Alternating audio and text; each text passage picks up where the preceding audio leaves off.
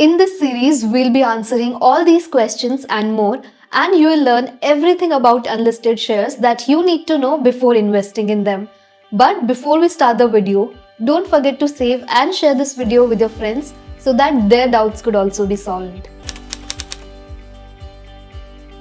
Companies like NSE, Bira, Oyo, and everyone's favorite CSK are not available to buy in the listed stock exchange like NSE or BSE.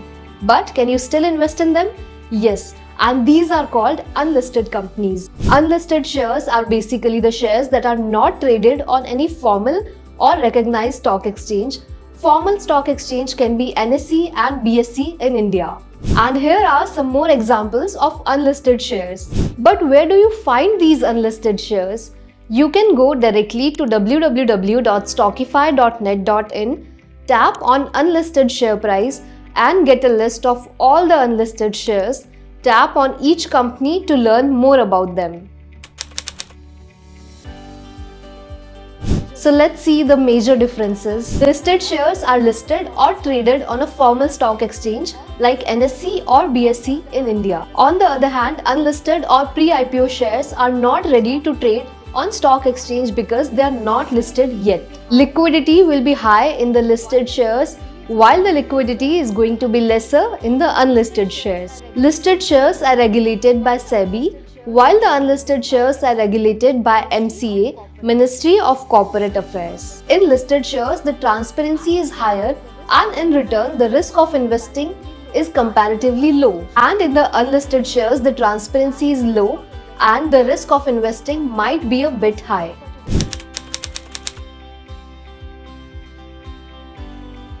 Now, the most important part is how do you buy these unlisted shares? By now, you already know that there is no exchange involved such as NSE or BSE in the trading of unlisted shares. So these shares are traded over the counter, which means the secondary or private sale between the buyer and seller has to be done. And the first step is to find the seller. In this case, let's take the example of Stockify. So you can engage with any salesperson from Stockify. Head over to Stockify's website and you will see a chat button. You can contact us there and one of our sales members will be assigned to you. Or you can also click on the call sign and call us directly. After agreeing on the shares and rates, you will have to provide your DMAT CML copy and then we'll issue an invoice and send it to your registered email and WhatsApp. And once you receive the invoice, log into your bank account and register Stockify Fintech Private Limited as a beneficiary using the bank details mentioned in the invoice, and then you can proceed with the payment. And this is what Stockify's invoice looks like. The invoice is the summary of the transaction containing all essential customer and transaction details. These include customer details like name, DMAT account details, PAN ID, DP ID, email and phone number, transaction details like the name, quantity and the rates of the unlisted shares purchased, and the total transaction value and taxes if any. And then Stockify's details like the company's address, bank account information and detailed terms and conditions for the transaction. And after we receive the payment, you will get an automated acknowledgement via email and WhatsApp for the receipt of payment. Using your client ID and DP ID from your CML, we securely transfer shares from our DMAT account within 24 hours of the receipt of payment, excluding weekends and public holidays. The minimum investment value varies from seller to seller and the minimum investment value at Stockify is INR 1 lakh. Please note that once the invoice is issued to you, you need to make an immediate payment as the share prices and availability of stock change on daily basis and the validity of rates is only for few hours. And then Stockify initiates the share transfer process. Using NSDL's online platform SpeedE, Stockify seamlessly transfers the shares from its own DMAT account to your registered DMAT account. This process is secure, compliant with all the regulatory requirements and typically executed the same day, ensuring a smooth transaction. The first step in selling unlisted shares is to find a buyer, typically through a broker or directly from the company. So in this case, let's assume you are selling unlisted shares to Stockify. So head to Stockify's website, click on sell and you will see a seller form. Fill this form and one of our sales members will reach out to you. We'll send you a deal sheet over the mail. After both the parties agree on a deal, the documentation begins. And in the deal confirmation letter, our rate, Demat account, CML and bank account details are already provided. So when you sell unlisted shares to Stockify, these are the documents you need to submit to Stockify and your bank. CMR, Client Master Report copy, cancelled check, PAN card copy to Stockify, and delivery instruction slip, DIS, to be deposited to your bank to transfer the shares to Stockify. Once the deal is finalized and the required documents are verified, the seller needs to transfer the unlisted shares to the buyer's or broker's Demat account. And the transfer is done using DIS, the delivery instruction slip. A DIS is a document that allows you to authorize the transfer or sale of shares from your Demat account. And if you do not have a DIS slip, you'll have to contact your bank and request for a DIS book. It usually gets delivered in under a week. And these are the details that you need to fill in the DIS slip. First is unlisted shares details like name of the company and its ISIN number, and International Securities Identification Number. ISIN is a 12-digit alphanumeric code that uniquely identifies a specific security. It is a standardized code recognized globally which helps to uniquely distinguish each security, making it easier to track, trade and settle securities transactions across different markets. ISIN code has a total of 12 characters which contains both letters and numbers. An ISIN for an Indian company stock might look like this, where IN refers to India, followed by the unique identifier for the specific stock and ending with a check digit. Second is buyer's DPID, unique ID which is issued by NSDL. Then buyer's client ID, unique ID which is issued by NSDL. Buyer's DPID and client ID is available in the CML of the buyer. In case you are a CDSL client, your DPID will be a 16-digit alphanumeric number.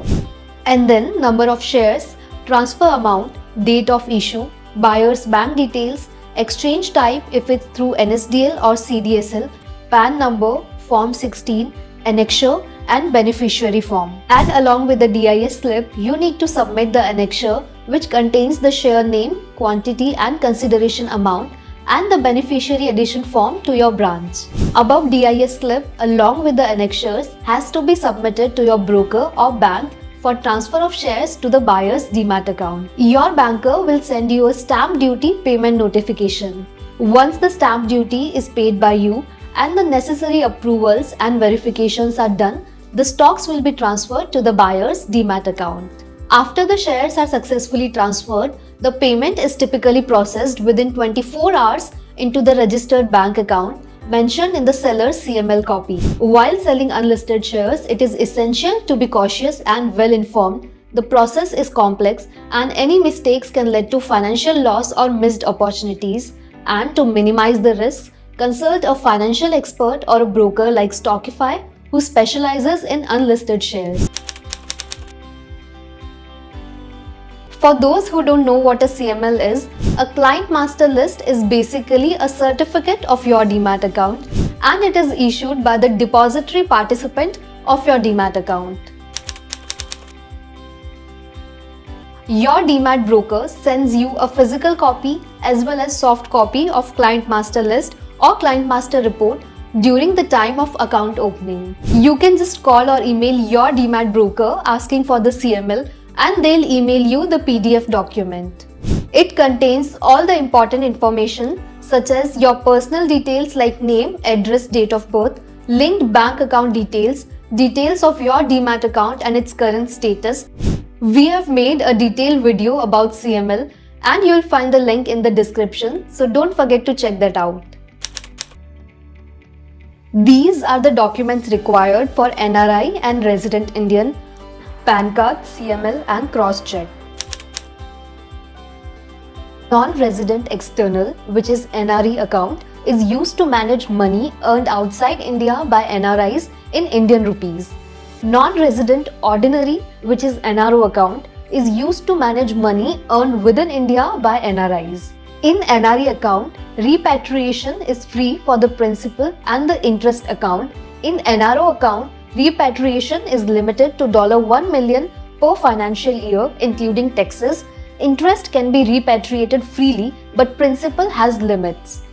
NRE accounts cannot typically be used for these transactions due to costly RBI and FEMA restrictions. So unless the transaction amount is substantial, using an NRE account may not be cost effective. NRIs must use an NRO account for transfers, as payments and share transfers are only possible through an NRO account.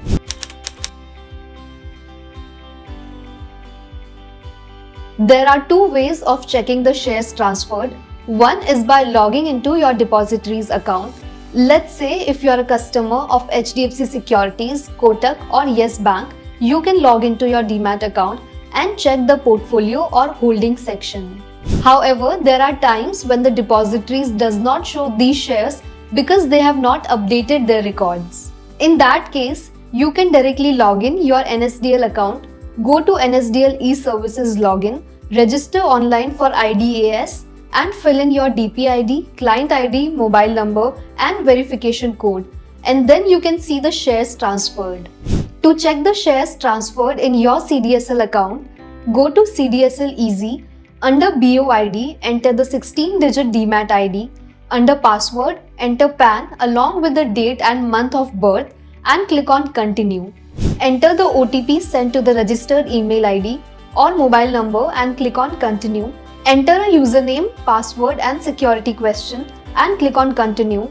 If multiple Demat accounts are held by the same account holder, the Demat ID of the accounts can be entered and grouped together.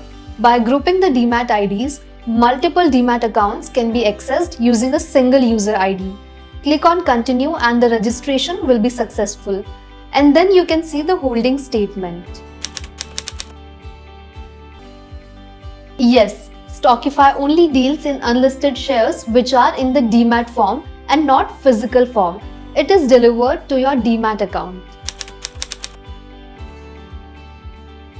Unlisted shares are displayed at their face value in a Demat account. The face value is the original price set by the company when it issues the shares. For example, if you own 700 shares of an unlisted company with a face value of Rs 10 each, your Demat account will show a total value of Rs 7,000. Once the company goes public, the shares will be updated to their market value based on the listing price. For example, if the listing price is Rs 500, then you will see its value as 700 into 500, which is Rs 3.5 lakh. It is because when the exchange does not know its listed price, it picks the face value. But when it gets listed, the exchange automatically shows the unlisted shares at their market price.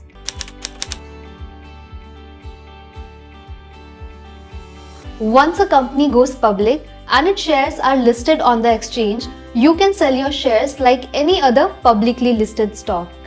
The stock will then appear in your trading account with the real-time market prices provided by your Demat service provider.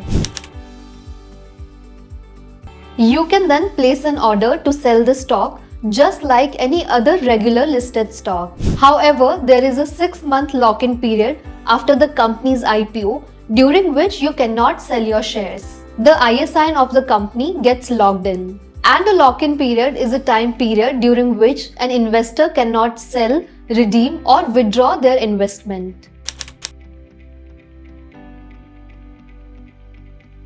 Bonus issues, right issues or dividend of any unlisted shares work similar as listed shares. If the unlisted shares are already in your Demat account, the bonus issues, right issues and dividend gets automatically paid to your Demat account.